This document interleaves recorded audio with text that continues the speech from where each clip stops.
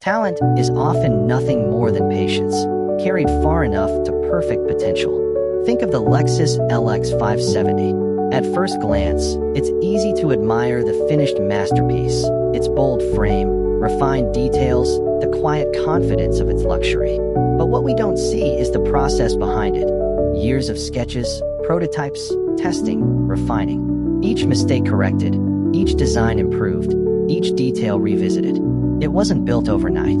It was patience that shaped the power, precision, and elegance we see today. Life is the same. We often look at talented people and assume they were simply born with something extraordinary. But beneath every polished performance, every achievement, is patience. Days, months, years of work when no one was watching. Patience to endure mistakes. Patience to refine skills. Patience to let potential mature into strength. A raw sketch is not talent, it's possibility. A rough idea isn't mastery, it's the starting point. Without patience, potential stays unfinished, like a half-drawn car left abandoned on paper. But with patience, each line sharpens, each detail deepens, until the design becomes undeniable. The Lexus LX 570 carries that truth. It embodies patience turned into perfection, potential refined into power. And in your own life, the same principle applies.